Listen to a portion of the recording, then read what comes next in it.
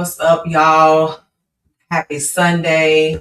We are going to get started. I don't want to keep y'all here for my students that are here already. I don't want to keep y'all here all day. I know y'all got stuff to do.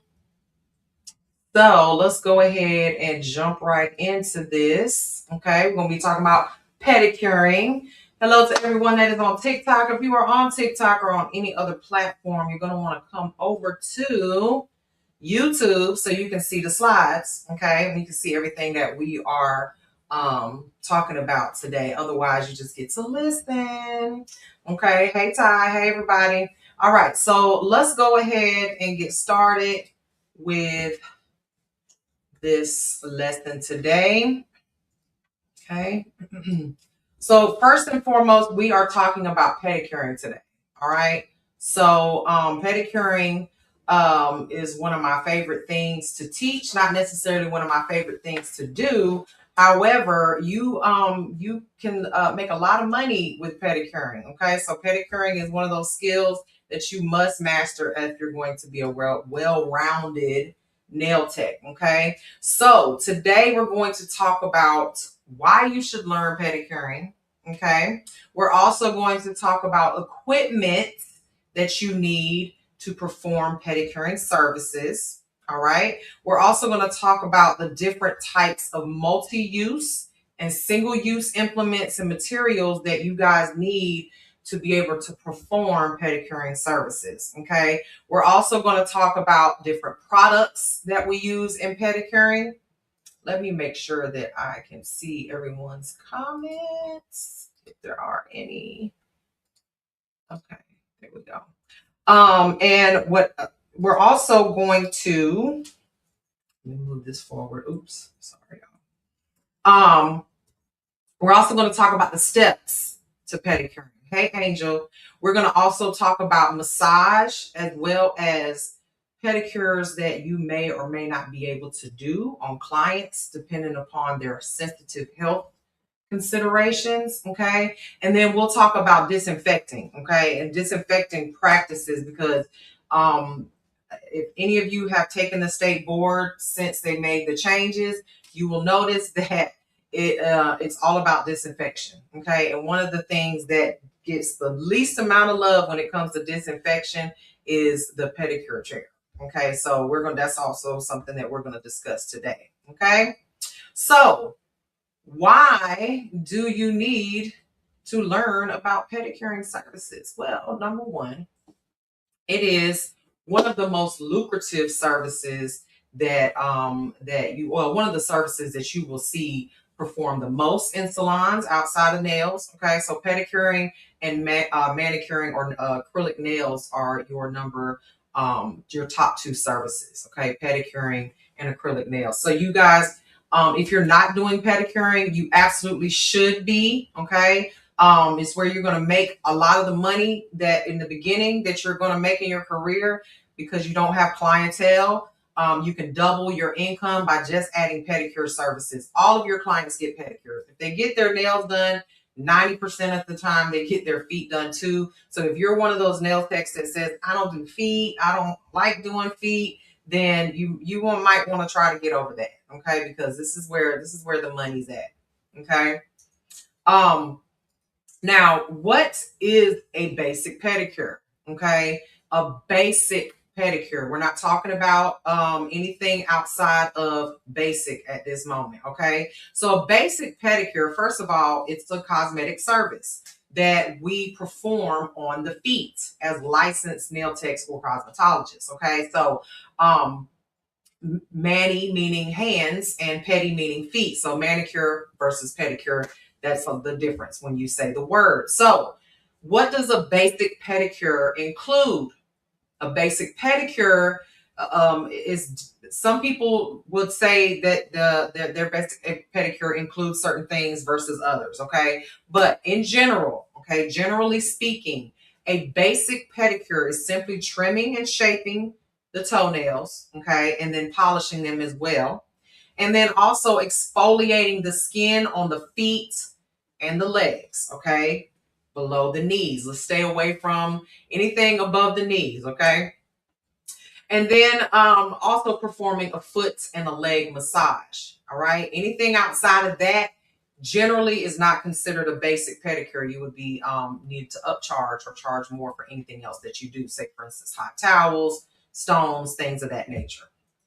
Okay. Now, what is the importance of understanding how to do pedicures, or the importance of doing them, or in general? Okay.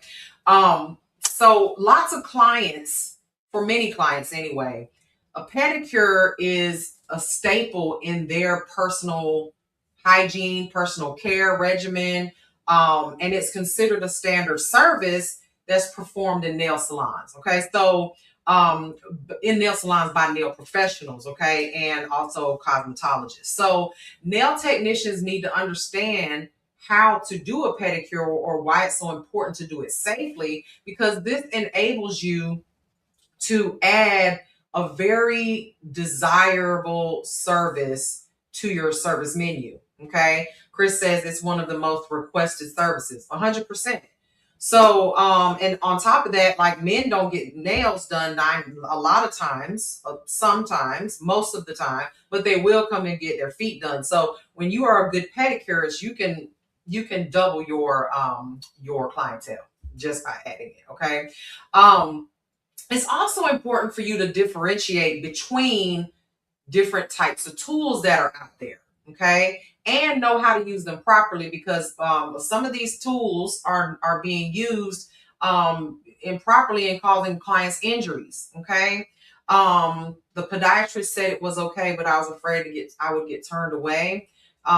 You have something going on with your foot, probably, that you're asking me a question about. If you guys have any questions, particularly about this subject, please go over to the YouTube so I can see it. I can see it pop up on my screen. I don't want to miss anything that you guys say on any of the other platforms. I'm only focusing on YouTube at the moment, so I don't get distracted. Now, it also allows you to perform pedicures safely and correctly. Okay. A lot of these nail techs out here are doing some very egregious things. Okay. And when I say nail techs loosely, okay, acrylic toes shouldn't be a thing. Okay. It should not be a thing. You should not be doing it. There's also razors and things of that nature that are being used on people's feet. Shouldn't be doing that either. Those are illegal. Okay. So we got to make sure that we are doing these things properly. Okay. Now, let's move on to our next slide here. So let's talk about the equipment needed to perform a pedicuring services. Now, when we talk about equipment, we're talking about the big stuff, like, the chairs and things of that nature, not necessarily products or anything like that. So a pedicuring station, you're going to need somewhere for your client to sit. A pedicuring station can be a lot of different things. All right. But first and foremost, it needs to have a comfortable chair. Okay. With an armrest and a footrest for the client. And an ergonomic chair for the nail professional. Okay, so what does that mean? Does it have to be one of these pedicure thrones like here in the picture? Absolutely not. It can be a simple chair like what I'm sitting in that has armrests. I mean, we don't want to necessarily put our clients in an office chair, but as long as it's a chair and you have something comfortable for the client to sit in, it can be considered a pedicure chair. Okay. Now, design and location for your chair is going to vary according to several different factors, such as the size of your area, the size of the pedicure station, the location of the water. Okay. And low noise areas in the salon, that's probably where you're going to want to have it so they can relax. And then the cost of the equipment and installation. So if you're not at the point where you can afford to have a pedicure chair that is a throne chair that has plumbing installed, you need to consider that, because you might pay $2,000 for the chair and it might cost you $5,000 to have a water source installed for your the location of where you want your pedicure chair. So keep that in mind. There's a lot of different options. It does not have to be a throne chair. Hey, Phaedra.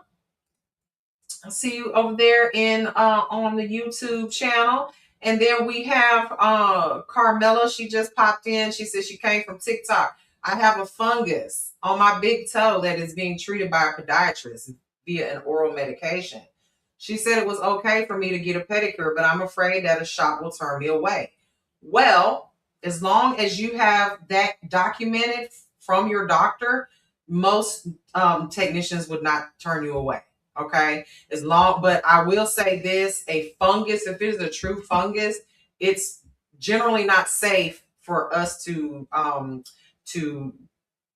deal with it or touch it or anything barehanded, especially barehanded, without it being completely resolved. But you got to remember, a fungus will leave behind a stain on the nail. So I understand that some nail techs would probably turn you away. If it were me and you had a note from a physician stating that it was not a contagious type of fungus, because there are funguses out there that are not contagious, okay, like greenies and things like that. But if you had a note, I would definitely still do your pedicure. But we'll get to that, to other things pertaining to the health of the toes in just a minute. So performing pedicures, but thank you for that comment. Performing pedicures can be a serious challenge to the health and well-being of a nail technician, okay?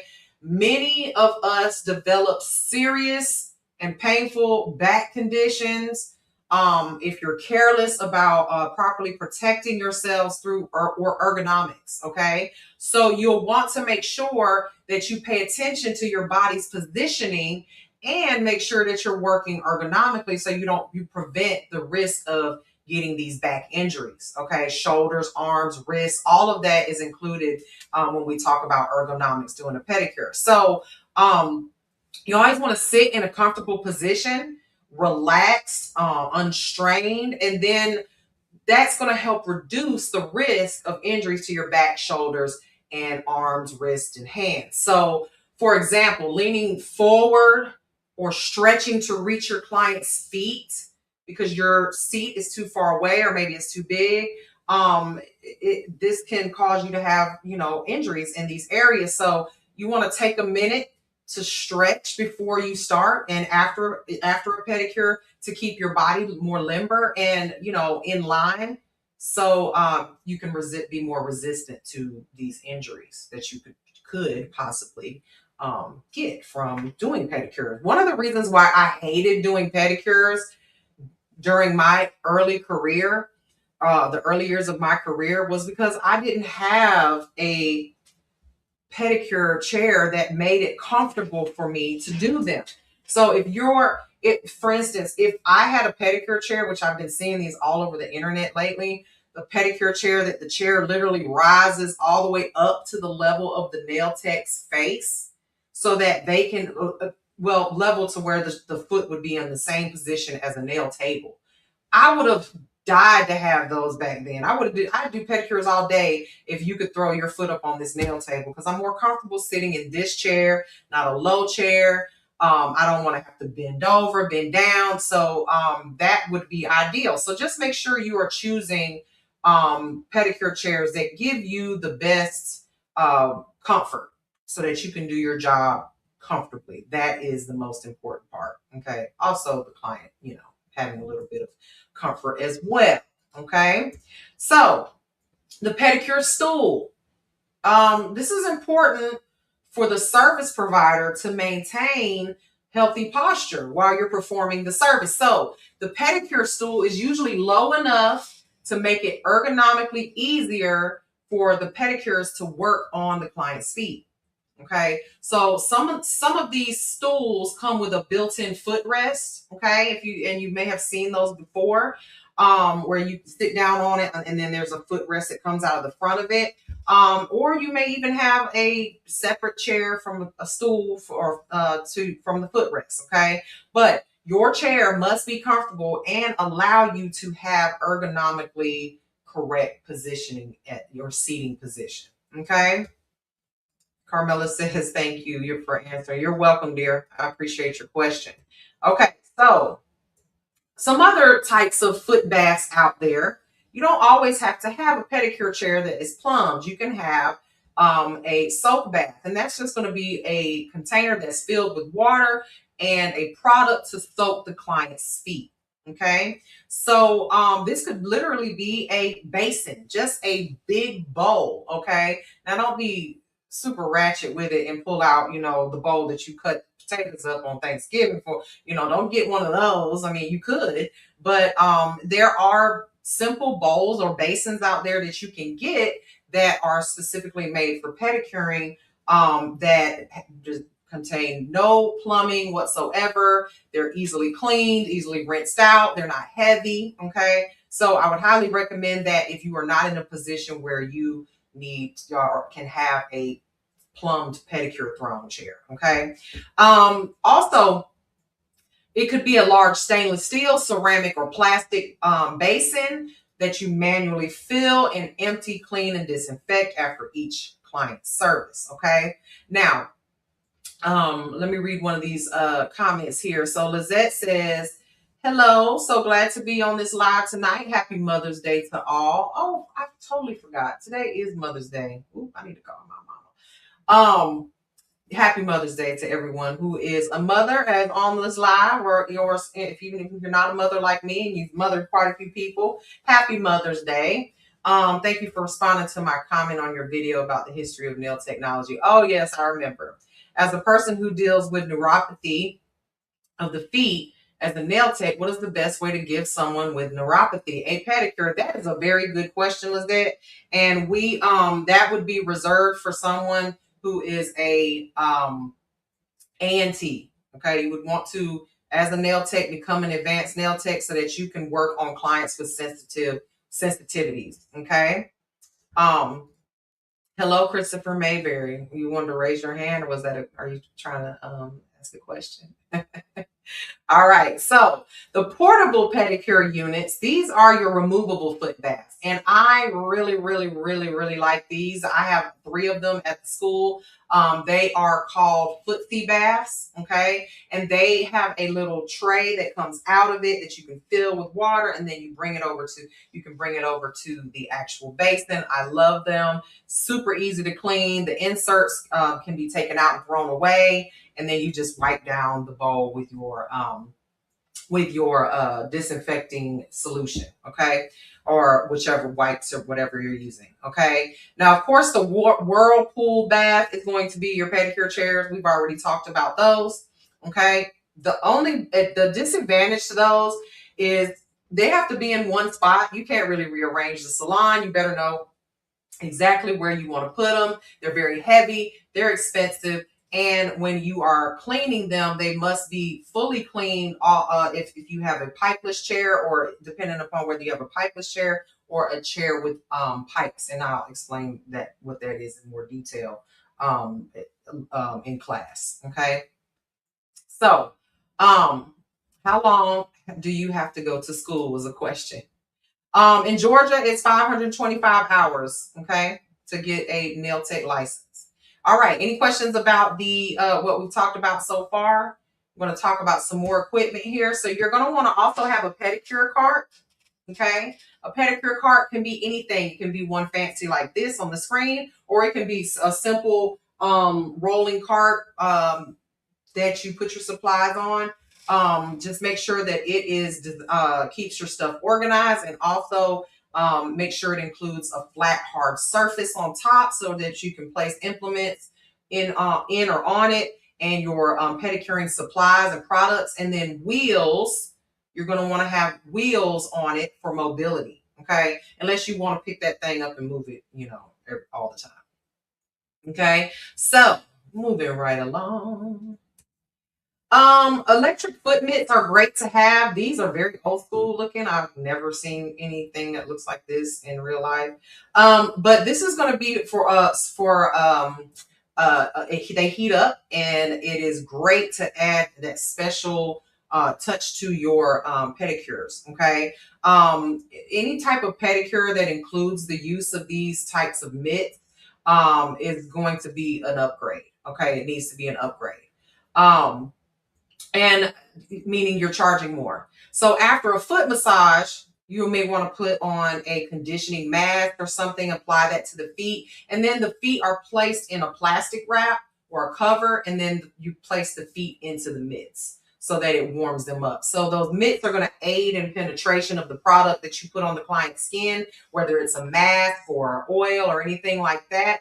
And then mitts add comfort, warmth, and relaxation to the service. Okay, so in case you don't know what a mask is, it's the concentrated treatment that you would put on the legs and the feet that's composed of like mineral clays and moisturizing agents, skin softeners, aromatherapy oils, things of that nature, so that it cleanses and exfoliates, tightens, tones, dehydrates, and nourishes the skin. Okay, so that foot mitt can help you aid in that as well.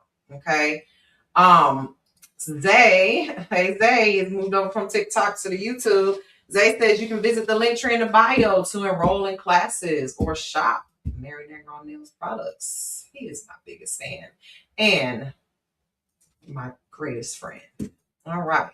So terry cloth mitts, what are they? You may want to add these into your pedicuring services. These are washable and reusable, and they're available for both the hands and the feet. And you can place these over your paraffin wax that you put on the feet.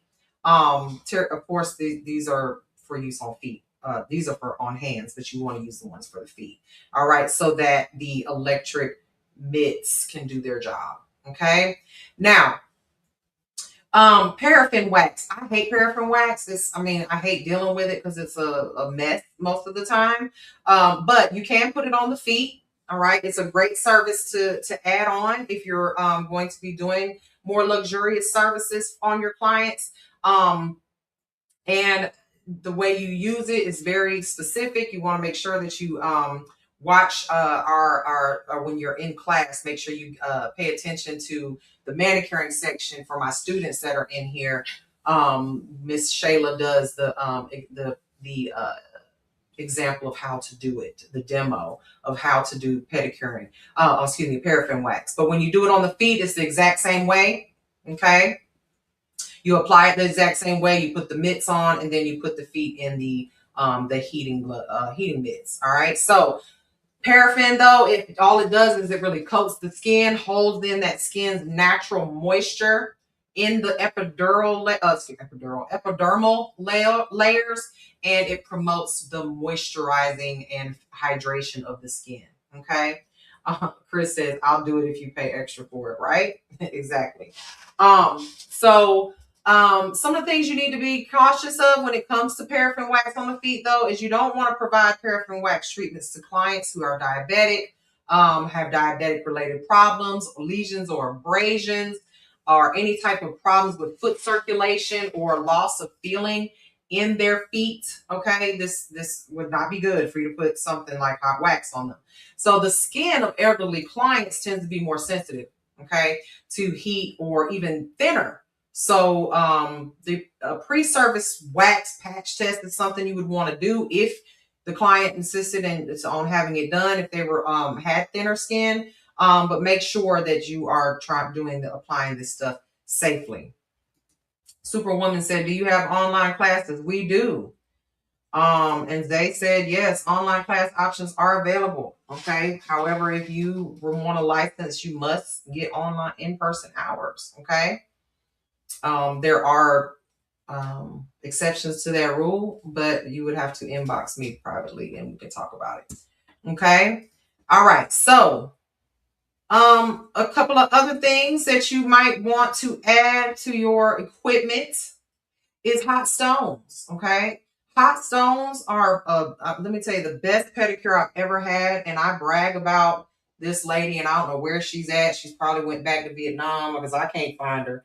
But she did the best pedicure on me a few times before she disappeared. And it was a hot stone pedicure. Okay. Hot stones. It feels so good. And it's hot, just hot enough where you can touch the client, the nail tech can still touch it.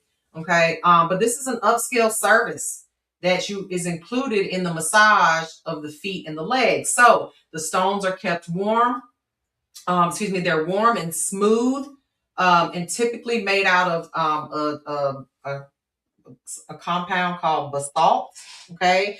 But these provide more of a deep, penetrating, comforting heat that enhances and relaxes and increases circulation on your client. Okay. So make sure you test the warmth before. If you can't hold it, then they probably can't stand it on their legs. Now, Chris brought up something very important here.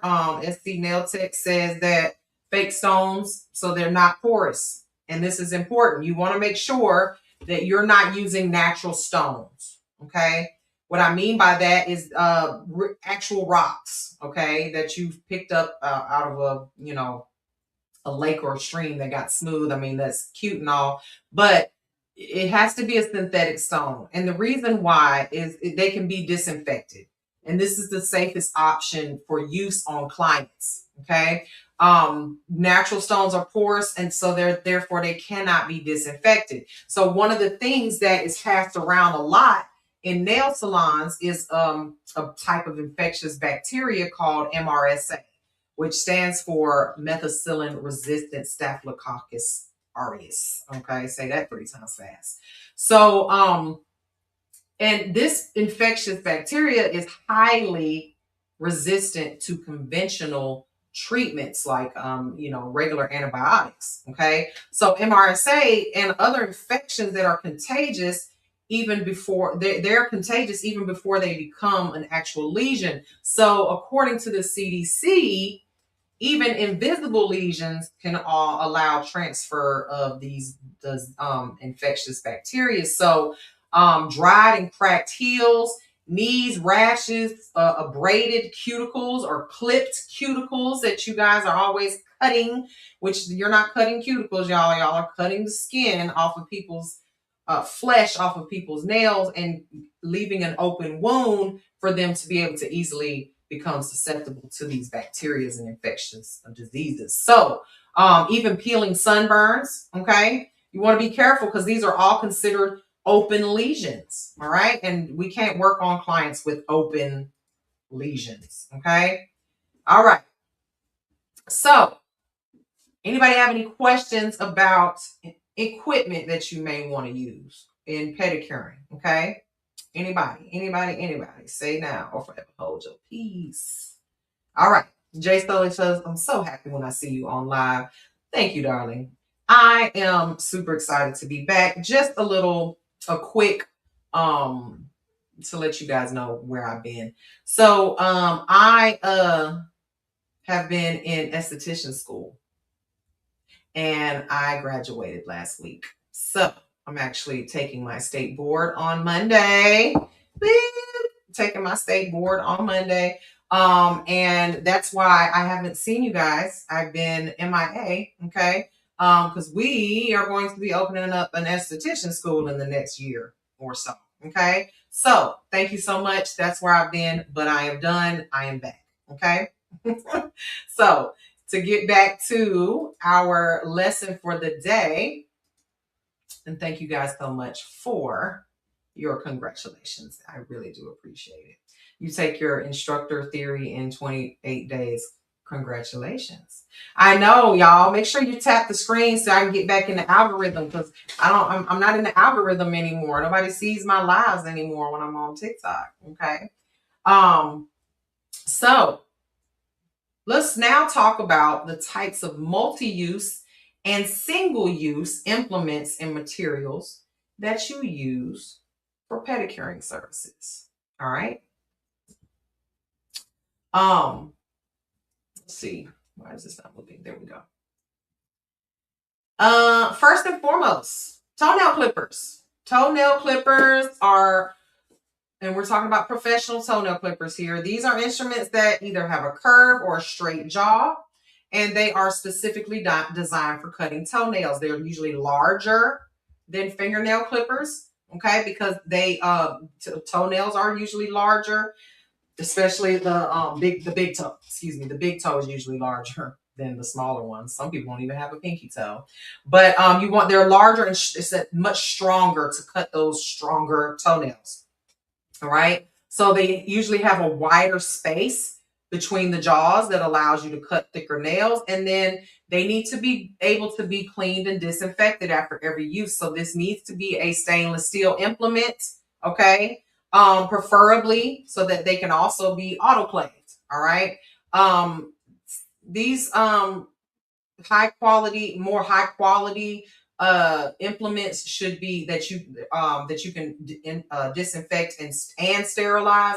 You most of the time want them to be stainless steel. Y'all stop. I know y'all want to buy these pretty like rainbow, colored implements and stuff like this. These they can be sterilized, but they will tend to change color on you. If so, just buy the stainless steel ones.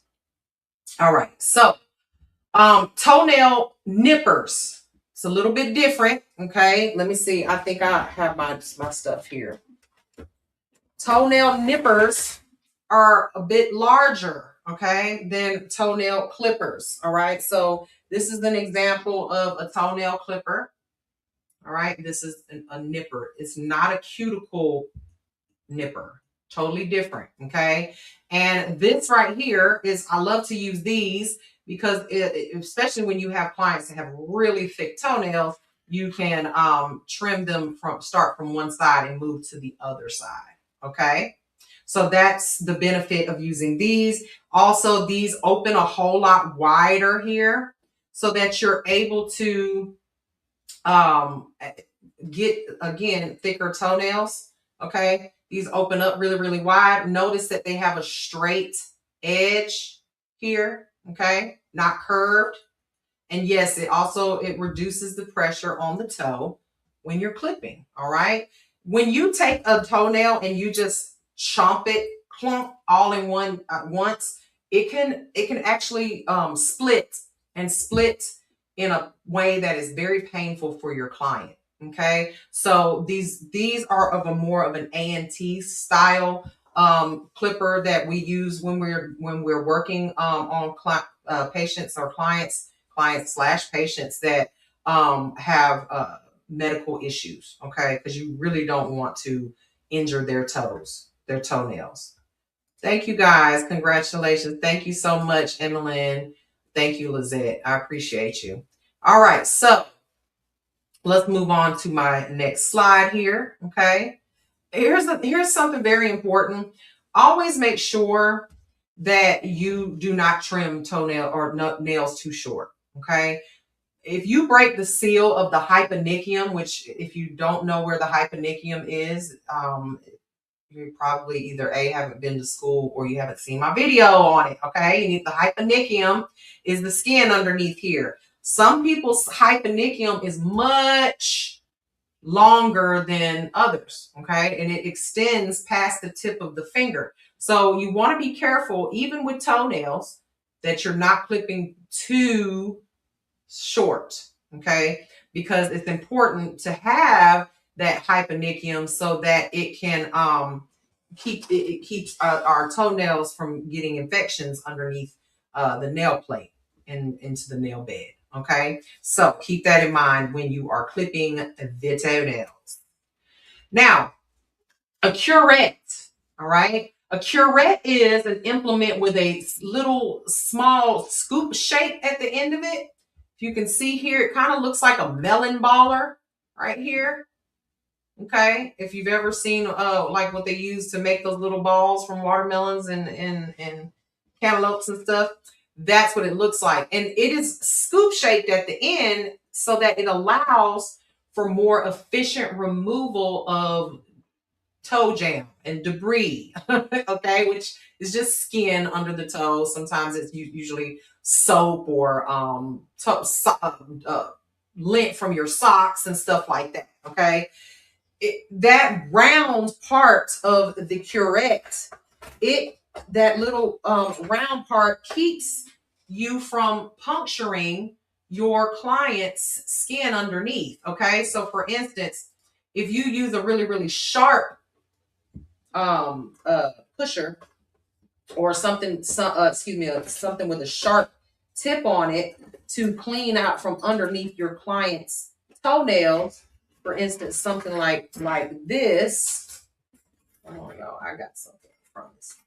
If you use this end, right, something like that on your client to clean out from under your client's toenails, if you stick too far, you can actually make them bleed, and you don't want that, especially when you're dealing with clients with disabilities, or not disabilities, excuse me, special considerations due to their health, okay, like diabetes and things. So this one, being that it's rounded, you can actually kind of scoop underneath the fingernail toenail and not cut the client. Okay, so it is something that you may want to consider adding to your list of implements. Okay, you never want to use anything with a sharp point anyway, going up underneath the toenails. You want to be careful if you are. All right, now a nail rasp. Okay, let me put that back on my screen here. A nail rasp is literally a tiny little metal file. Okay, teeny tiny little metal file, and you can see with this, and the one in the picture here, it just is magnified really close so you guys can see. But in this one that I have right here, this one, it's more of a straight. It's straighter. It's got a tiny little curve to it. But what you do with this is if you've ever noticed, a lot of times toenails are kind of jammed down into the toe, right? The skin kind of is really protruding over the toenail sometimes, okay? So with something like this, it can help you get into the corners of the toenails where it might be sharp after you trim them, because you may not be able to fit a file under there, okay? Sometimes it's difficult to put an actual file underneath a client's toenail to be able to shape it and file it like we do with fingernails, because they're so, we always clip them short, or we should be clipping them short. So that is going to make it easier for you to trim the sides or the corners of the nails after you cut the nail short. Okay, so when you pull it, you're not filing like a nail file going back and forth. You're kind of laying it into the corner of the client's toenail and then pulling away. Okay, pulling away. Does that make sense? Okay. Hello, wanna be natural. All right. So you guys remember that I'm in Georgia, so I'm teaching from Georgia. Some states actually ban these types of some certain types of implements. So be very careful. Make sure you are not dealing with ingrown toenails. Okay, we do not deal with ingrowns. Okay, if it's an infected nail, medical treatment must be performed by a physician. You are not a physician. I don't care what all these nail techs on the internet are showing you and telling you. Y'all stop performing surgery on these clients, because that's exactly what y'all are doing when y'all are pulling out those ingrown toenails. Okay, it's illegal for you to do so. It is beyond your scope of practice. Okay, now pedicure nail files. This is, or a pedicure file, basically, foot file. All right. When you're when you're filing on a client's nail, usually the client's nail is going to be thicker. Toenail is going to be thicker than a fingernail. All right, usually. So you'll want to use a nail file on the client's toenails. Sometimes just a regular schmegular degular emery board is not going to cut it. You may have to use an actual acrylic file, but something with a more of a medium grit. All right, and then finish it with a fine file to kind of seal the tip of the nail so it's not raggedy, okay, or ragged. So metal files are really great for pedicuring. I love these types of metal files like this. Okay, these are very thin and can get underneath the toenails very easily, and they can be disinfected and sterilized. Okay, now a foot file, meaning a pedicure paddle or something like that.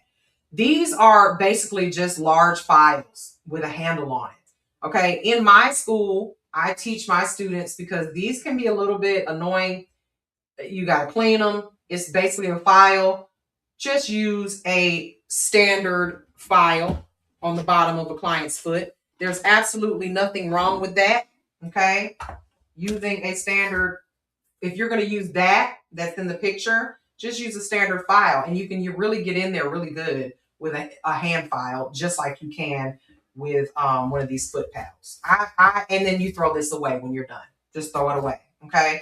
So that, and that's what I like to use on a client's foot that needs to be, some of the callus needs to be taken down. All right. So these come in different grits. If you do get one like this one has a peel off file. Okay. So you can throw that away and then clean the handle, but I just prefer to just use a regular file. Why not? These have to be properly disinfected in between each client. Okay. And they are single use. All right. So you're going to throw that file, black part of the file away and clean the rest of it. Sanitize and disinfect the rest of it. Now, what is not allowed, and I have these here for teaching purposes. Okay. What is not allowed are your, let me make my screen big. Okay. Because you can use a file, but what you cannot use is this. Okay. This is a literal razor. All right.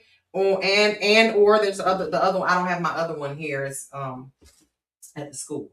But these, you cannot use these on clients' feet. Why? It's basically a cheese grater. It is cutting the client's skin, opening it up, and making it susceptible to infection. Okay. These are illegal in every state. This is a medical tool. Doctors use these. You do not. Okay. Another thing that you see a lot in nail salons that is illegal is the I forgot what this is called. Chris, tell me what this is called. I can't remember. These are illegal. This is literally a razor blade. Okay. And I'm so scared to even put them together because I always cut myself. So this is a Credo blade. That's what it's called. So it's a literal blade. Okay. These are not legal. Okay. And then they take them and they put it in this little thing right here and start hacking away at your foot. I got one of the worst injuries to my feet with one of these one time. And this takes off way too much skin off of the feet. It will cause your client to have cracks in their heels if you take off too much skin. Want to be natural. It's a razor, but there's a brand name. It's called Credo. It's a Credo blade. Okay. If your nail tech is using that on you, run. It's illegal. Okay. They should not be using those in the salon. It is a $500 fine for every time they get caught with one. Okay. So that's going to be your alternative. Okay. To hand filing it and also using a foot paddle would be your alternative to using this. Okay. If your client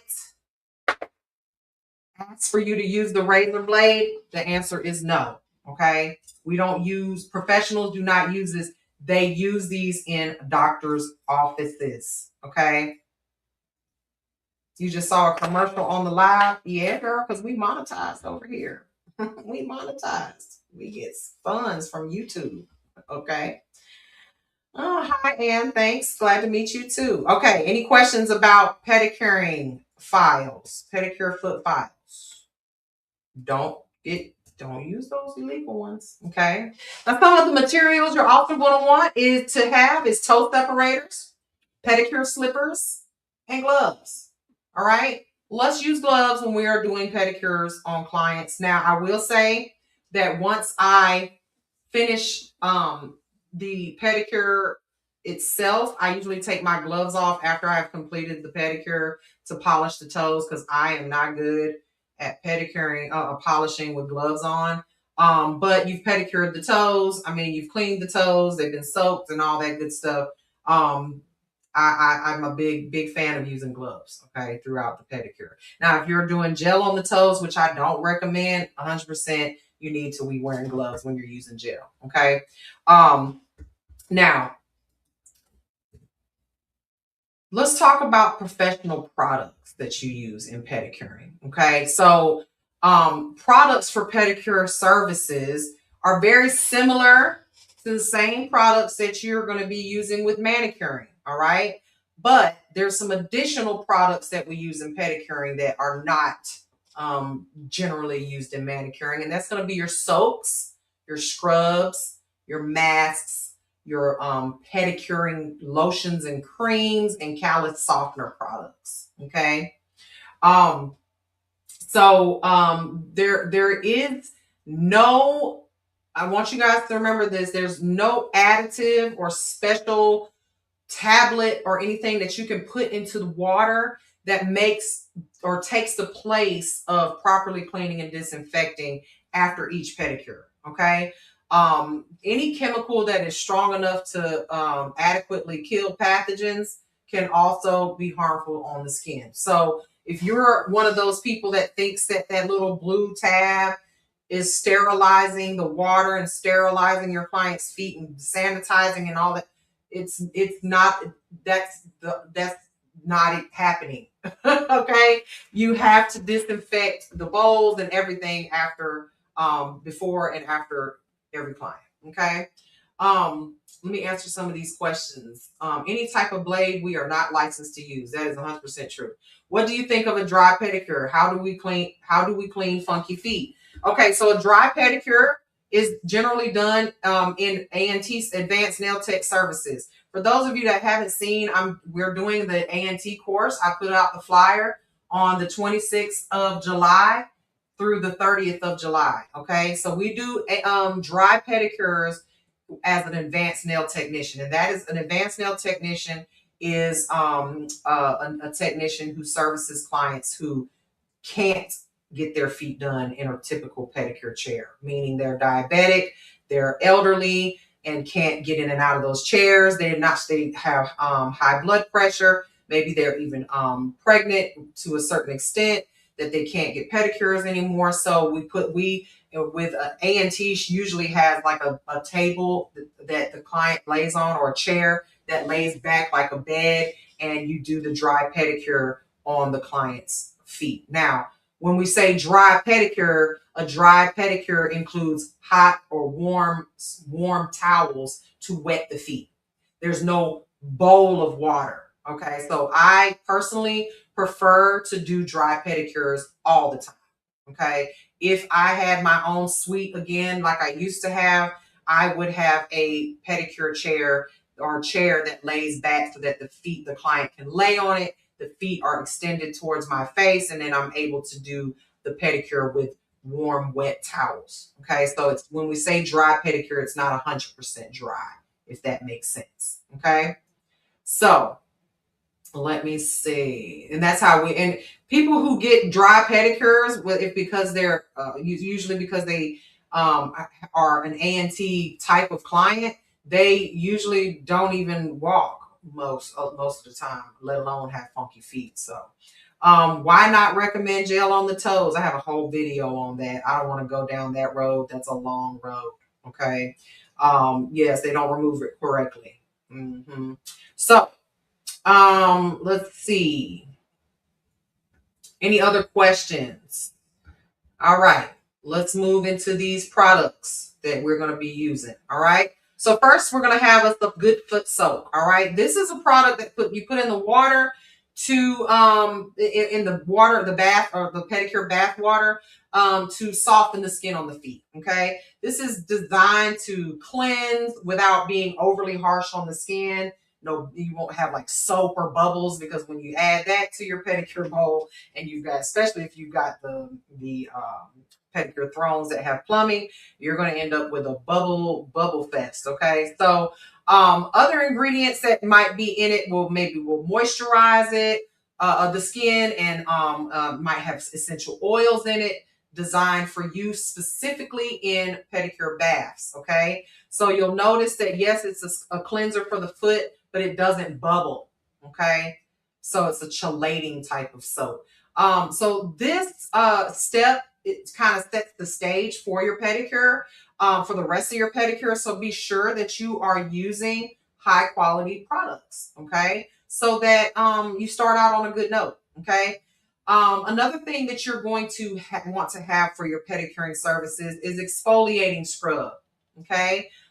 Usually this is a water-based lotion that contains some type of abrasive as the exfoliating agent, such as like sea sand or ground apricot kernels, pumice, quartz crystals, jojoba beads, all kinds of stuff, right? It could be anything. Okay.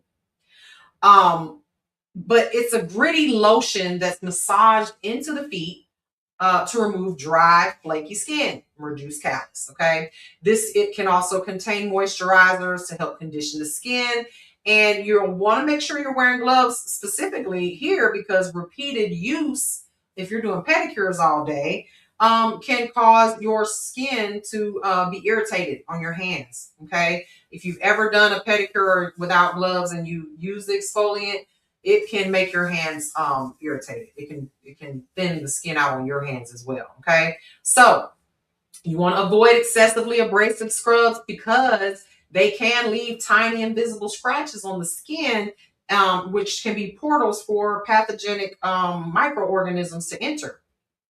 Okay, and that can damage your client's skin and then cause the complete service to break down.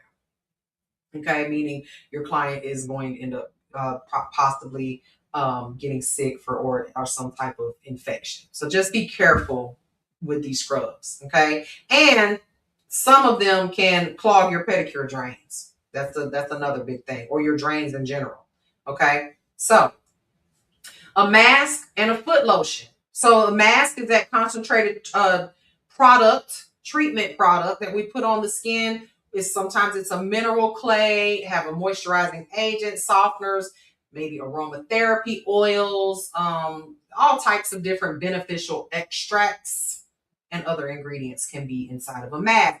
Now, these are used to cleanse and exfoliate, tighten, tone, hydrate, and nourish the skin. And it's applied to the skin and left there for 5 to 10 minutes and allows to allow the penetration of those ingredients. All right. So this is where a lot of times when you're getting a pedicure, the nail tech puts the warm towels around it, or they may wrap it with plastic, right? And that's to hold the heat in and to help it penetrate into the skin. Now, this isn't a lotion. It has to be removed. Okay. Meaning that's why a lot of times they do use the wet towels or warm wet towels on your legs when they do the mask, because then they got to wipe it off. It's not one of those things that you just soaks in. It soaks in and on its own. Okay, so a foot lotion. Now, mind you, a mask is going to be something that is additional. Okay, it's going to be an upgrade to your pedicure service. Now, foot lotions. These are conditioning and moisturizing creams that you put on the skin of the feet. It softens the calluses and it helps provide slip for when you're doing your massage, okay, during the service. So these can help promote, help make the skin feel better, look better, and moisturize it, okay? So make sure that you're using high quality products here as well, okay? Now, callus softeners. Callus softeners are designed specifically to soften and smooth the thickened calluses on the bottom of your client's feet, on the sides of the toes, anywhere you have a callus or thick skin. And it's applied directly to the callus and left on for a short period of time according to the manufacturer's instructions. Okay, so after that product sits for a little while, it softens the skin and the callus can be easily reduced or removed without too much aggressive filing or too much or any cutting of the skin. Okay, so this is why we don't need to use these types of implements. Okay, because if you have high quality products that are specifically meant for use on callus, you won't need them. Okay. For instance, this is one of my favorite products here. This is Sachet. Okay. Let me put it on the big screen here. This is Sachet. This is a callus remover. And when I tell you, I swear by it. This contains urea, which is a product that is going to help also. It's a compound that's going to help heal the skin from the inside out. Okay, soften the skin. You put this, and it literally tells you it's watery. It's very watery. Okay, when you put this on a little piece of for instance, let's just say your client has a callus right on the bottom of the hoof part of their foot, right? The bottom. You would put this on here, and you want to wear gloves with this because it's very, very, very good product. Okay. You put this and you lay this on directly on that callus. Let it sit for how many minutes is this? This one for 3 to 4 minutes. That's it. When you pull this off of that client's foot, you can rub the callus off with your finger, like literally a gloved finger. You can rub it off, wipe the callus away. Okay, so you didn't get those calluses overnight. A lot of times calluses have to be removed in increments. Okay, depending on how thick they are, but we do not cut. Anytime you cut, you are making the problem worse. Okay. When you cut, you cause a wound. Even though you don't see blood, your skin is a very, very, very, it's an amazing thing, that skin, I swear. It may not bleed, but you're still causing a wound, and your skin reacts by making a scab or a scar. And then that turns into a hard callus. Okay. So we can't cut. Cutting makes it worse. You are the problem if your client has very thick calluses after they leave you. Okay.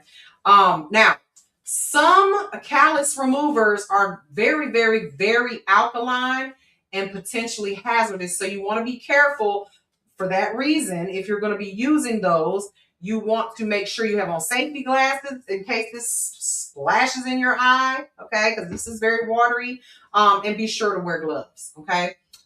Because if you use them improperly, they can cause severe irritation to your client's skin, my eyes, your eyes, hand, all of that. Okay. So any questions about that?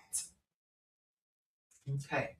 So let's talk about the steps that you need to do in order to establish pedicuring services or business for pedicures in your salon. Okay. So many clients go to the salon for pedicures more often than they even have their hair cut or maybe even their nails, right? You may get your nails done once a month, but during the summer, you want to go every 2 weeks to get a pedicure, right? So a pedicure is a service that you must practice and perfect, because if you continuously educate yourself and stay on top of these new ideas and trends, you will be successful. You could just do pedicures. I tell a lot of my students who they get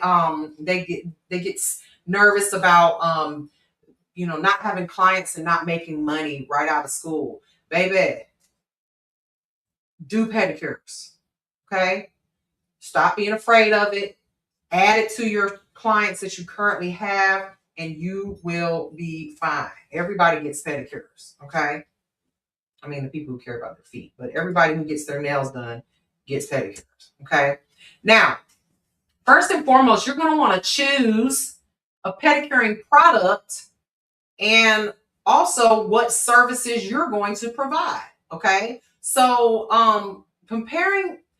choosing pedicure products is, you can always go with the typical, prepackaged pedicure lines out there. I think one of them is like Boesh. There's several lines that have pedicuring, the little packs already pre-made. But I'll be honest with you, those are pretty cheap. What do they cost? Like $2 for a pack of them for a basic pedicure. So you're not going to get necessarily the most quality products from Sally's, okay, or honestly, professional products that are made for pedicuring is the way to go. You want to check the quality of the company's educational support. That's very important, because if they don't have education teaching you how to use their product, then I tend to look at it as it's something that anybody can use, right? And we don't want to be selling $60, $70 pedicures using products that your clients can buy at Target. Okay, so compare several different product lines. There are several out there. Foot Logics is a great one. Like I said, this sachet is from CJ's. CJ. Oh God, why does CJ's name just pop out of my head? Center for Beauty. CJ's Center for Beauty. She's a distributor. She created that product herself. But there's lots of different lines out here. Yeah, CJ Murray. LCN is a great one. Yes, LCN. There's who is the other one? Not Foot Logics. LCN. Barefoot by LCN. That's true. I can't think of some of the other ones right off the top of my head right now. I've got so many over here. There's that German line, Gawal, Photo Expert. Okay, these are lines that the regular person just can't go and buy. You have to be a professional to purchase them. Okay, so keep those names in mind. And when you're purchasing, if you're going to be doing high quality pedicures, medical pedicures, you're going to want to have some high quality products. All right. Now, your service menu. You want to tailor your foot care menu of services to meet the lifestyle of your clients. Okay. So shorter services are great menu expanders. Okay. For instance, if you want to do like a basic pedicure, and you want to do it like a lunch menu type or lunchtime pedicure, express pedicure or something like that. That is a lot of people like that, so they can get their stuff done on their lunch break or really quickly. Pedicures, not everybody wants to have the same drawn out long pedicures as everyone else. So not all clients want or need a full pedicure. For instance, some clients may only request a professional nail trimming, right? Men tend to do that. They might say, hey, just cut my toenails. I don't need anything else. I don't even want a foot soak, right? So there you would do that dry pedicure, and you may, offer that as a quick service that takes maybe 10, 15 minutes. Okay. Those are great to add on to your nail services as well as your pedicure services. Others, they may just want a massage, a pampering massage. They may just want to sit in your massage chair, okay, to relieve tension and stress. Some people may just want a polish change, all right? So list these additional services on your menu along with your full pedicures, all right? So creating a service menu is not as easy as you may think, okay? You need to make sure that you are thinking about these things ahead of time, all right? Make sure that each service is different. Like for instance, with your pedicures, if you've got a basic pedicure and you want to add a pedicure, let's say ultimate pedicure, what's the difference? Make sure that you are giving your clients everything they're paying for. One thing that I do like about one of the places that I've gone to get my feet done before is that they, on their service menu, they put, okay, your basic pedicure has a 4-minute massage. So 2 minutes on each leg. And they use a timer. So they hit a timer so that the client knows this is how long because the biggest complaint that people usually have with pedicures is, oh, the massage wasn't long enough. She didn't take her time on my pedicure. Write these things out on your menus. Describe what they're getting, how long the service will be, how much it costs, what's included in that, and then also add upgrades onto your menu as well. Okay, so create that list so that your clients can have a nice, amount of things to choose from. All right. Any questions about that? All right.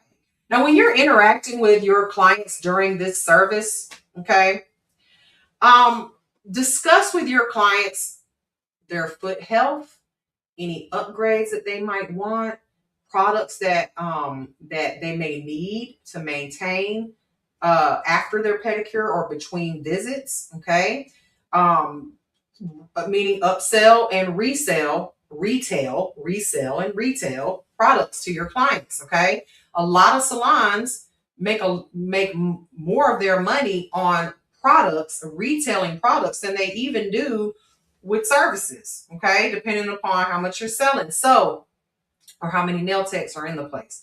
So, if clients want to relax, discuss product recommendations for that clients during polishing or when you're closing the service. Okay, don't do it during the service because they want to just sit back and relax. You know, one of the things that I get annoyed with at a salon is if they got kids running around screaming and hollering, if it's really loud in the salon, and I'm wanting to get like a relaxing pedicure. We've all been in the Uber with the chatty patty who is like your driver, and you're like, that's why they put the silent do not talk button on the. Have y'all noticed that they did that with Uber? Put that on there. If you don't want to talk, click this button, and they won't talk to you.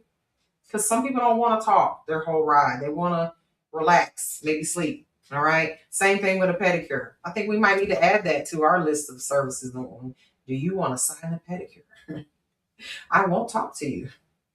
Offer them refreshments. Maybe suggest that they, sit back and relax. Keep your conversation professional. Don't ever discuss, politics, personal issues, religion, topics that might be offensive. Okay. If you know your client, them personally, they've been coming to you for a long time. They may, you may, talk to them about things that are going on in their life. But in general, you don't talk about your personal issues, politics, and religion. Okay. There should be no distractions for you or the client during the pedicure. Okay. Chris says he offers silent appointments. I think that's great. To grow your clientele and to promote the foot health of your clients, you need to encourage them to schedule regular pedicures. Y'all, there is no such thing as pedicure season. Okay? Does not exist. Pedicures should be an all year round. Okay? Monthly, at least monthly pedicures. Okay? To maintain the health of your client's feet and also your sanity. Okay, because they come during the summer. First thing they want, first day it gets hot outside. If they want to pull their flip flops out, they haven't gotten a pedicure since last summer ended, and now you gotta spend hours and multiple time appointments filing down these people's feet. Okay, to get them in order. No, pedicures are definitely should be done regularly. Okay, monthly at least.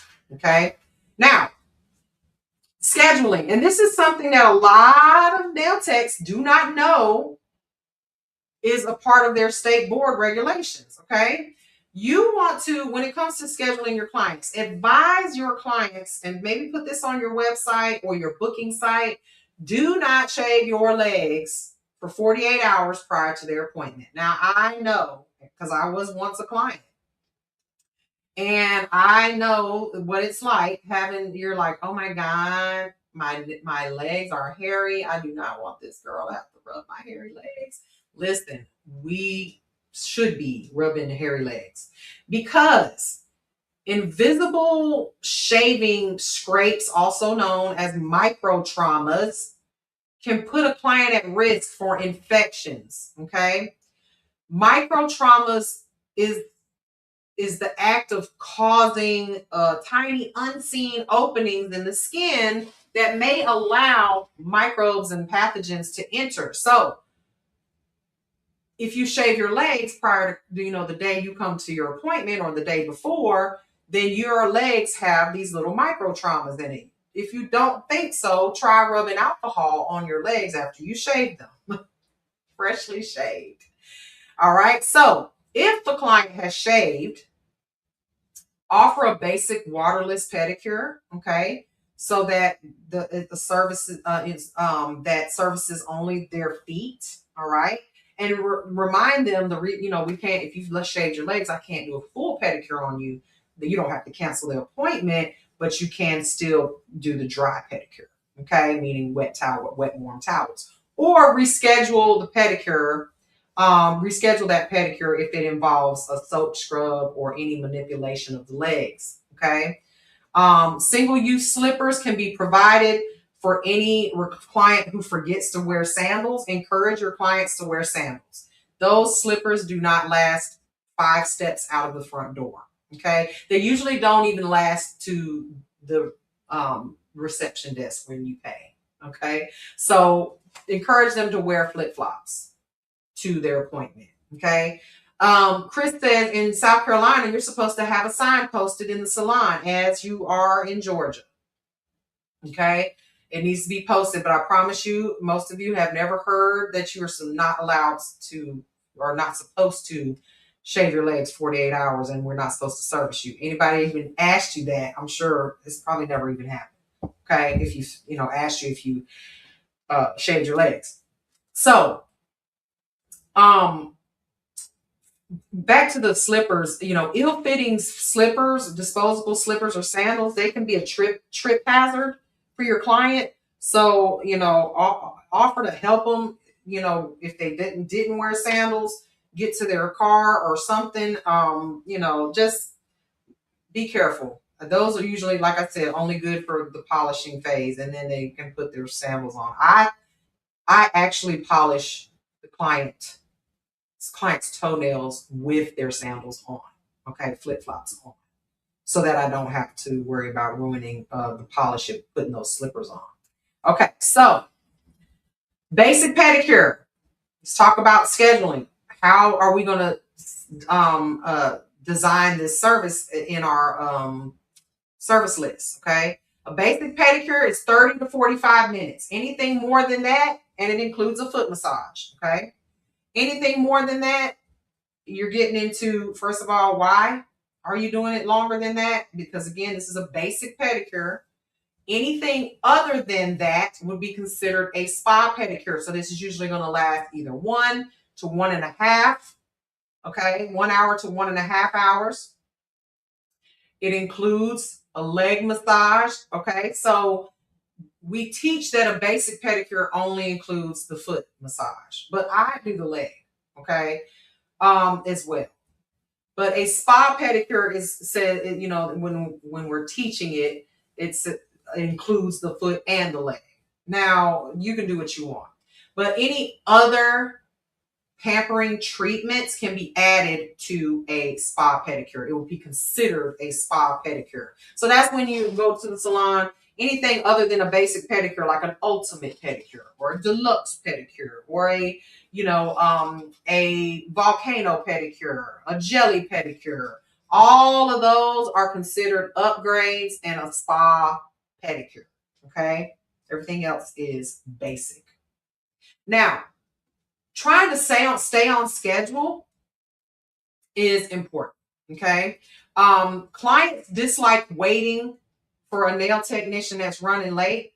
Okay, nobody likes to wait on you because you were late. All right, and because your client before them was late.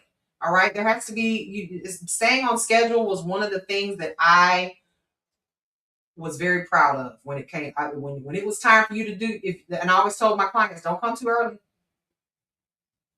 Don't come, because you're going to sit and wait. I'm not going to get done early. I timed everything that I do, and if I can't do it in the time allotted, I don't do it, because I don't want to make anyone else ruin their day. Okay, because I run my day on a schedule.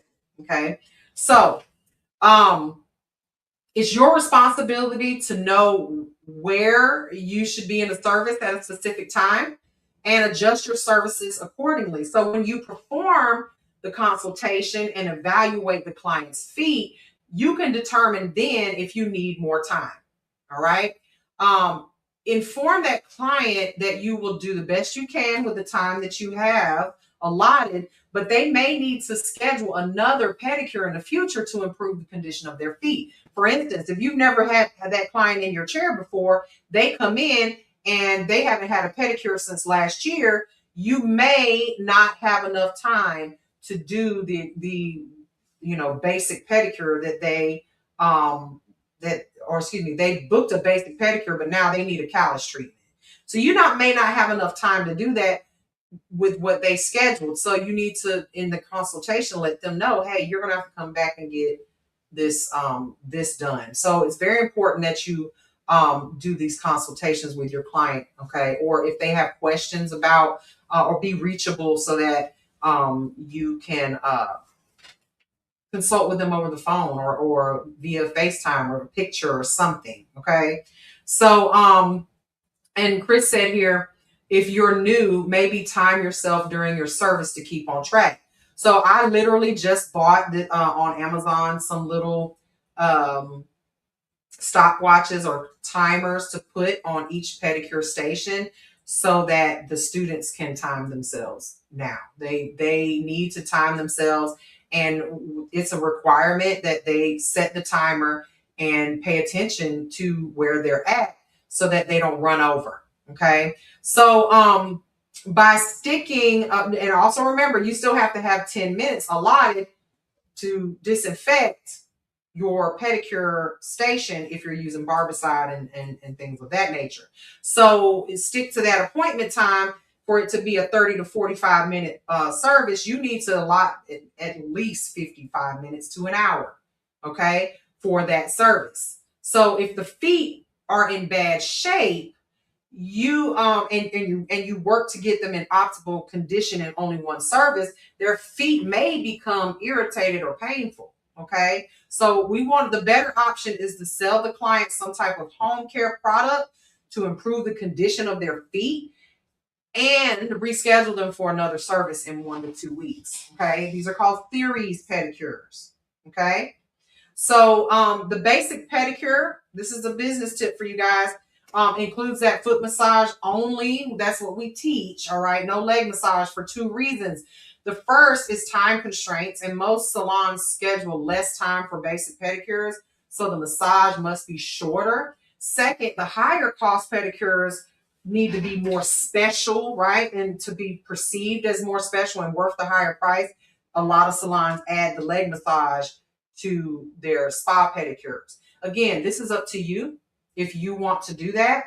As it pertains to the leg massage and the foot massage being separated, I always do the leg, and I just feel like, why not? Okay, but it's up to you. So we talked about these series pedicures. What is that? It's a set of appointments sold to the client to resolve a particular issue. Okay, meaning, for instance, if they have calluses, you want to explain the negative impact that might occur to the client's feet by them doing a speedy removal, meaning taking off too much skin at one time. All right, so you'll want to point out when a client comes in that has really thick calluses that weekly callus reduction appointments weekly, okay, for 4 to 6 weeks will decrease the frequency of calluses that they have, that monthly pedicures will keep them. And then after that, monthly pedicures can keep those calluses at bay, okay? So some will require more than 6 weeks, but explain how many weeks you think it will take and suggest a series pedicure. Okay, so the entire pedicure is not performed during service appointments or series appointments. Okay, meaning a series appointment is a weekly treatment, okay, of a soak, application of the callus reduction product, a set time for the instructions to allow that callus removal to work, and then a reasonable reduction of the callus, application of the lotion, and dismissal. Okay, and about half an hour is scheduled for each one of these, and the price should be less than a full pedicure. Meaning with series pedicures, you're not going to do a full pedicure every single time. you're going to do the callus reduction until you get it to the point, the foot to the point where they can now get the full pedicure. So the client should purchase some type of glycolic or lactic acid lotion to use on their feet every day, as well as a lotion containing urea.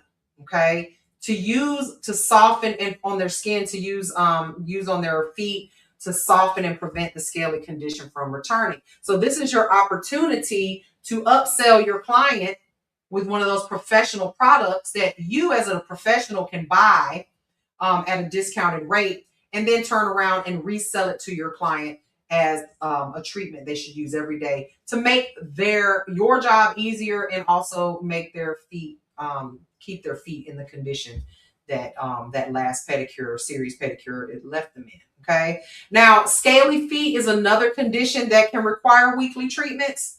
If now scaly feet can sometimes be a fungal foot, so you want to be sure that the client has tested for negative for a fungus. Okay, and once they do, they can return for 3 to 6 weekly treatments, foot exfoliation treatments that could include scrubs, callus reduction, and a mask. Okay, and we have retail products that you can sell to your clients to maintain the condition after you have treated it. Okay. Any questions about series pedicures? Now, elderly clients, they can still be serviced. Just because someone is elderly doesn't mean they don't want to get their feet done. Okay, just because they're elderly does not mean they can't have services done. They may just have to have them done in a different way. So lots of elderly clients, many of them need assistance, okay, with certain things because they either, or with getting pedicures or having them done routinely because they can't reach or see their feet. All right.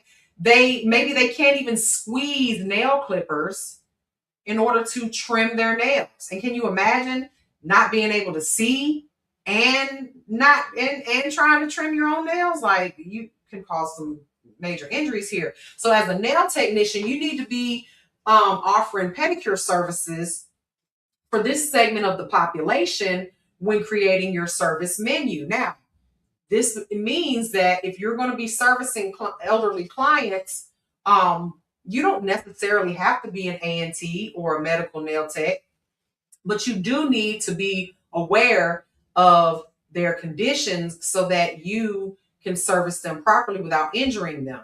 Okay. So you may have a service just called toenail trimming for your elderly clients. Most of them, especially if they're, a lot of times you'll have clients come in and their children are bringing them and they might be in a nursing home. Nothing wrong with them. They just can't get them in the chair. They don't know how to clip toenails properly, so they're bringing them to you. That client may or may not even care about anything else other than getting their toenails trimmed. Okay, meaning no pedicure, no polish, no nothing. They don't even care. All right, so you don't have to be an A&T to trim someone's toenails who is elderly. Being elderly is not an illness. Okay, so let's keep that in mind. We're not talking about A&T type procedures here. Just the fact that they're old does not make them no longer able to get pedicures. All right. So some salons sell manicures and pedicures as a package, or single services, or as a package, such as a series of 6 services for X amount of dollars. Okay. Packages are a great way to get your clients to prepay for their services. Number one, I mean, I do it with my waxing. I pay every year. They have this where I get waxed. They have a package deal where buy 9 get 12, but you pay in advance. So I pay for 9 wax services and then I get 12. Well, they're banking on the fact that I might miss one. Clients always miss at least one. and that may not even use it. How many your gym serve membership is a package, and half of us don't even know. I'm guilty. You get paid for it every month and don't even go. So packages usually involve some type of discount. For example, clients receive a free pedicure when they purchase 12. The discount is the amount of one pedicure, okay? Or each service is less than what they would pay if they only purchased one, okay? Market themed services for holidays and special events such as Christmas, Valentine's Day, Mother's Day, prom, weddings, birthdays, stuff like that, okay? And here's a little tip, okay? Something that can add money to your pockets. Charge extra for add-ons to services such as paraffin wax and nail art, okay? Services have dollar value, all right? Especially when you consider the time, the product expense, skill level, and equipment that you use. So always be upfront about additional service costs, okay? So if a client decides to indulge and get extra, always charge appropriately, okay? So what I mean by that is, if you're saying you have a basic pedicure either does or does not include gel polish, right? You may be the type of nail salon that or nail tech that does not charge extra for gel for regular polish, but you charge extra for gel, okay? If it's something that costs extra, put it on your service list so clients are, know exactly what they're going to be paying. We all see these videos and memes and pictures where clients are like, "Oh my God, I paid $300. I don't even know what I paid for." And then you should know and be clear about what the fee is going to be before the client is finished with the service, or before you actually perform the service, okay? Because they will complain if it ends up, because it adds up, okay? Now let's talk about the benefits of massage when it comes to pedicuring, okay? Because we do the same massage techniques with manicure, so this is a little bit of a review. And Chris says something that's so true. This is a business, not a charity. Your time is valuable. Okay. That's a good question, Destiny. I will answer that in a second about late fees. Okay. Massage. The focus of a massage performed during a manicure or pedicure is purely relaxation. Okay. This is not a medical massage. I don't want you guys to think about that think about it in that way. But foot massage, it induces a high degree of relaxation and stimulates blood flow.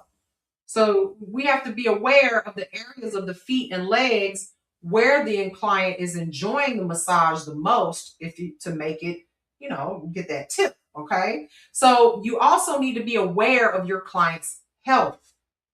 You want to meet any precautionary requirements, meaning if they have high blood pressure, you should not be massaging their feet. Okay. Offer different types of massages that are relaxing to the client but not harmful to them. Okay. There are different types of massage techniques out there that we do as advanced nail techs or medical nail techs that you barely even touch. It's called a feather massage. Okay.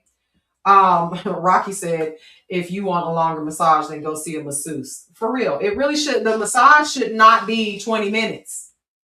Okay. Now, if you want to offer just a foot massage as an add-on to your client, to your service list, by all means, go ahead. But I mean, you're right. It shouldn't be taking a long time. All right. So the most enjoyable massages out there are rhythmic. They slow and sliding with the fingers and the palms connected to the client as much as possible, maintaining touch connection at all times with the client throughout the massage, and sliding the hands from one location to the next with very smooth transitions. Okay, so no abrupt movements. All right. You want to be sure that when you're doing the foot massage, when you're holding that foot, okay, You grasp that foot between the thumb and the fingers at the mid-tarsal area, meaning you're holding your foot, the foot where your thumb is right on the ball of their foot, and these four fingers are holding the top of their foot, okay? While the fingers are wrapped around, the entire foot. This accomplishes a couple of things. It locks the foot into place, giving the nail technician control of its movements. And it also is a gentle but firm grip. It has a calming effect on that client and overcomes apprehension in those who are either ticklish or they don't really like having their feet touched. I am one of those nail techs. I really get annoyed when clients are like, oh my God, I'm so ticklish, and they're pulling back. Like, why are you letting me touch your feet if you're this ticklish, right? But they do. They'll sit in front of you and they will just be ticklish. One can't hardly let you touch their foot, and their feet are flinching and they almost kick you in the face. It never fails. But holding the foot in that way will take away some of the ticklish feeling that they get when they get their feet touched. So avoid holding the foot too lightly or too loosely, because it can cause a ticklish sensation in many people. And most clients can tolerate a firm, comfortable grip even if they are ticklish. Okay, so that's just a little tip for y'all. Now, reflexology is a thing, right? It's a very advanced technique, reflexology. But this is the practice, a practice based on the belief that working on certain areas of the foot, thank you, Jen, certain areas of the foot, hands and feet can reduce tension in other areas of the body and organs of the body, okay? So you've probably seen a reflexology chart where it says, oh, touch here for headaches, massage here on the foot if you have, belly aches and stress and all this stuff. Okay. So, if you believe in that and all, there is, ways you can study that. We don't teach reflexology in nail school. I don't know anything about it, to be honest. But it is one of those things that it can be learned and added on. Okay. It's very easy to create like specialty pedicures by just adding masks and treatments and other special applications after the massage and before the polishing. Okay. And reflexology would be one of those. But always keep enough lotion or oil on that foot to allow sufficient slip when you're massaging.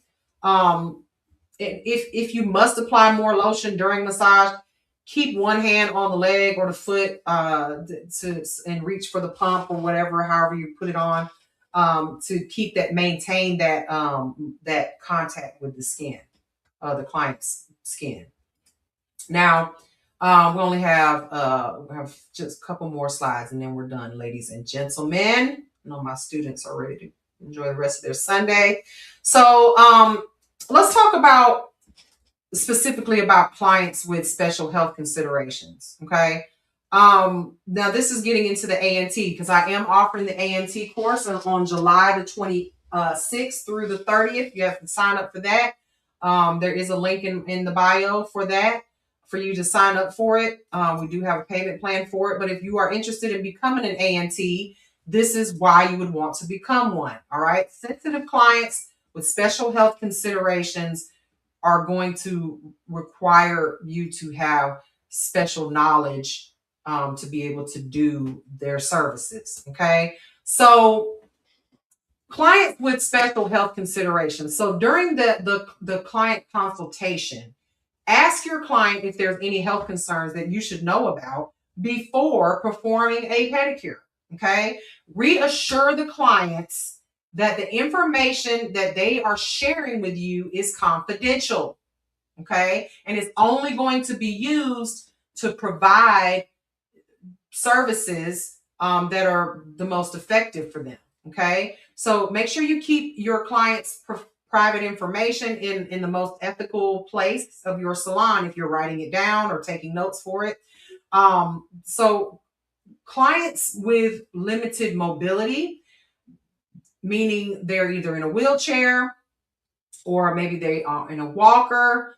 And remember, these people don't always have to be old. Everyone that's in a wheelchair is not old. Everyone who uses a walker is not old. Maybe they had a surgery or something and they're, they can't, they're not as mobile as they used to be until they heal. So be sure that you clear obstacles for these clients so they don't have any tripping hazards. And if your client cannot be physically moved into a pedicure chair, this is where you would want to have a footsie bath or a portable water basin with a warm water available to do a dry pedicure if they are, or to do a dry pedicure if they're a candidate for that. So as with any pedicuring client, remember to check between their toes and be sure that they don't have any lesions or anything like that. People who can't get down there to their feet for whatever reason or see their feet for whatever reason can have issues in between the toes because they can't reach down there. They're probably not lotioning them properly. They're probably not cleaning them properly. And if there are cracks or lesions, we cannot work on that client. So make sure you're checking during your consultation and also in the beginning of your pedicure. So clients who experience involuntary movements, what does that mean? Tremors, okay? Or involuntary movements due to a neurological issue. Maybe they have Tourette's, or maybe they've had a stroke.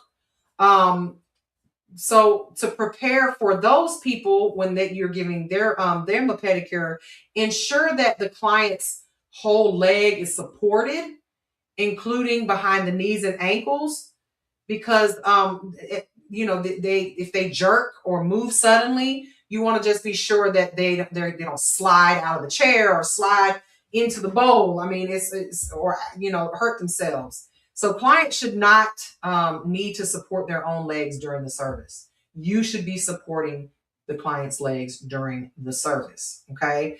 So clients with altered vision, be clear with them, describe the color, give examples. It's better to approach choosing a color by asking how they want to be seen, rather than if just because a person is blind doesn't mean they don't care what color they have on, okay? Or if they can't see well due to, just age or whatever, or they wear glasses for whatever reason that they can't see.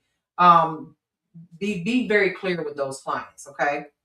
What you're doing and when you're doing it. Don't startle them. Clients with painful joints. So there are many reasons why a client may have painful joints, okay? The most well-known is going to be arthritis. So if a client mentions painful joints during their consultation, handle them gently. Never apply pressure directly to the joints. Do not manipulate the joints during the massage portion of the service, and always check with the client throughout the service to make sure that you're not causing any pain. Okay. Sometimes clients will come in with caregivers, and a client who has a caregiver, you need to make room for them. Okay. And accommodate them as well, and also accept any assistance that they're willing to provide. Okay. If for some reason they have someone with them and they're like, oh, I can pick her up and put her in the chair, just be very, very careful with clients like that, that have to be moved from a wheelchair or want to be moved from a wheelchair to a chair, because you better have some insurance in case they fall. Okay. I personally, if they're in a wheelchair, they're staying in the wheelchair. Okay. We're going to accommodate them around their wheelchair. Okay, so clients with lowered immunity. What are those types of clients? Clients with lowered immunity could be clients who are HIV positive, clients who are who have full-blown AIDS. They might be chemotherapy patients. They may be on a medication that they're taking right now that causes them to have lowered immunity. And some of you are probably like, AIDS, HIV. I'm not servicing people with HIV and AIDS. Yes, you are. You do. You have, and you will, because nobody's going to tell you.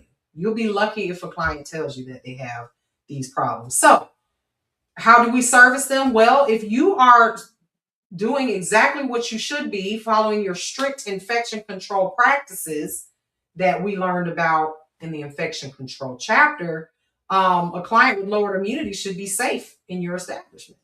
So you should have nothing to worry about. All right.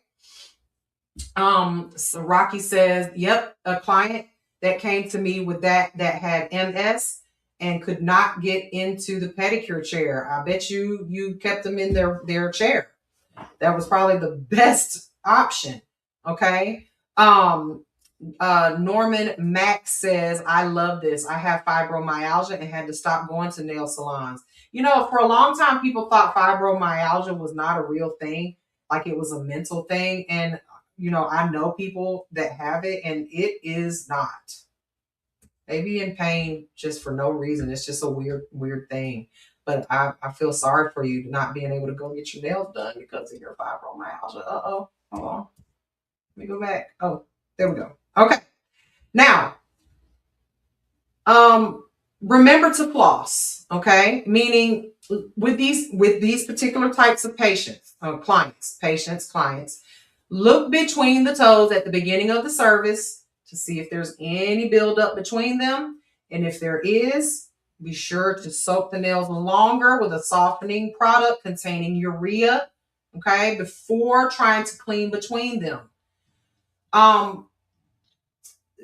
Again, these patients or clients that are patients, or they may be patients somewhere, you just have to be very careful with them, especially in between the toes, because a lot of times, especially if they are diabetics, and if they are diabetic, it doesn't mean you can't do their nails or do their feet. It just means that you have to be extra careful, okay? Extra careful. Use disposable items as much as possible, or a washcloth to gently clean between their toes after soaking. Because with these types of clients, you're going to be doing a ANT or medical pedicure, aka a dry pedicure. Okay. So when you're performing pedicuring services on clients with certain health considerations, don't use anything sharp. Okay. Don't use any sharp tools or implements. Some clients may have thinner skin and difficulty with blood clotting and or lower immunity. Okay, so you don't want to cause them injuries. So never nip any cuticle. Okay, be very careful to remove cuticle gently without nippers. It's so much better to use a curette underneath the nail than anything sharp to remove any non-living tissue from the nail plate. Okay. Be sure to use fine grit abrasives on the nail tips, the free edges when you are cutting the nails or filing the nails. Nothing that's going to accidentally cut their skin. And be careful when you're clipping the client's nails, and always look underneath right before you clip them. Because there can be skin that's attached to that center of the nail, and cutting straight across can also cut the skin underneath. Okay. So, and they, depending on their health consideration or health in general, they may not heal as well as others. Thank you so much, Jen. I really appreciate all that, all the gifts. All right. Paraffin, I would be very careful using that on clients with special health considerations. They may be more sensitive to heat due to the loss of sensation to their feet or extremities. And so you can use it, but you would want to let that wax cool longer before applying it than you would with a client with normal health. Okay. Also, when it comes to massage, before beginning massage on any client, you should be asking permission. Can I go ahead and massage? Can I touch you now? And proceed. Ask if there's any concerns that you may need to know about before you start giving the massage, and be very gentle with clients with health problems, okay? Specific health problems. Don't bend or flex the knees, ankles, or toes if they do have arthritis, okay? And then when applying lotion or oils to your client's legs and feet at the end of the service, begin just below the knee and gently smooth the lotion towards the feet, Just make it easier for yourself. Okay, so you're not doing any aggressive up and down legs, feet. Start at the top, work your way down. Okay. Norma says, I'm currently in school and in the process of opening my nail studio. My number one goal in mind is to specialize in people with chronic pain. That is a good business model. You'll definitely have clients. And congratulations to you. All right, so let's talk about disinfection practices with pedicures, okay? Because this is very important. Very important. This is going to be all over your state board if you are taking the 2026 state board. It's the importance of disinfection practices with pedicuring services. Number one, you must uphold and follow specific criteria and steps to ensure that you are disinfecting and properly disinfecting and following infection control procedures. So improper, rushed, or careless cleaning of pedicure chairs and baths can lead to health safety concerns for your clients, okay? And it is your responsibility and of the salon and also the individual performing the procedure to ensure that proper disinfection procedures are followed.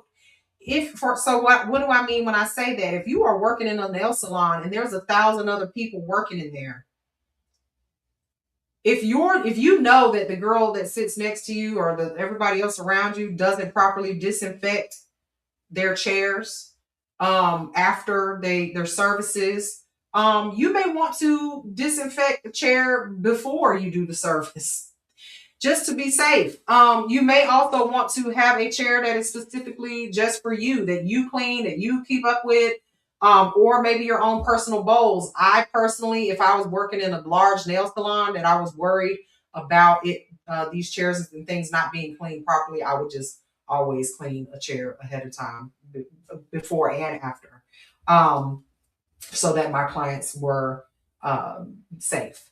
Or I would also get me a good, my own personal disinfectant. This is Rejuvenate wipes. These don't take 10 minutes to disinfect a surface. It only takes 30 seconds.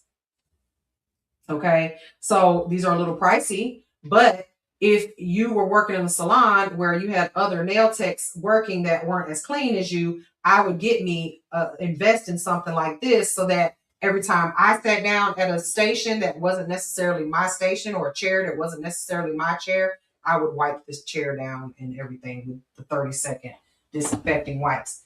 Not all disinfectants are 30 seconds. That one is. Okay, 1 minute, 30 seconds. Some are 2 minutes. Some are 10 minutes. Okay, we don't have time to do 10 minutes in between each client if you're going to be doing it before and after because you're worried about somebody. So get you some good disinfecting wipes. Okay, but it is your responsibility to make sure that client is in a safe environment. Always use an EPA registered hospital grade disinfectant that is a broad spectrum bactericidal, virucidal, fungicidal, and if you're using these, they are tuberculocidal as well. Okay. Some states require that salons keep a log and record the time and date that each disinfecting procedure was performed. Always check with your state, though, okay, to make sure you're doing exactly what your state says. Me personally, Georgia probably has the strictest rules and regulations. If you do like we do, you're going to be fine. Okay. Now, so after all of this that we talked about today, you should have a clear understanding of implements, materials, products needed to perform pedicure services. You should know about multi-use, single-use implements that we use in pedicure services to include toenail clippers, nippers, curettes, rasps, things like that. Professional pedicure products, you should be familiar with a couple of brands we just talked about, and also what they are: foot soaks, exfoliants, scrubs, masks, lotions, softeners. Also, the steps to starting a pedicure business.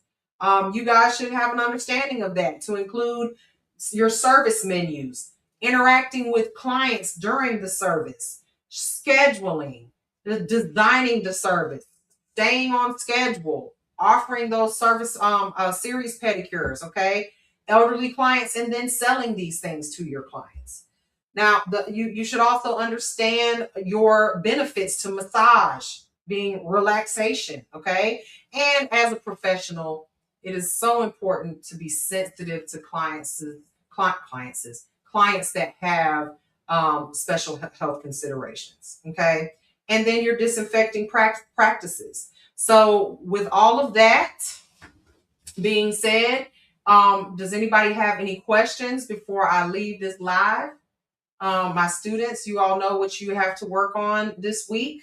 And when you get to school next week, what you're going to be doing, pedicuring, I'm assuming. Okay. And I am going to drop an extra live in this week. Thank you so much, Jen. I'm going to drop an extra live in this week on the anatomy and physiology, okay, of the hands, nails, and feet.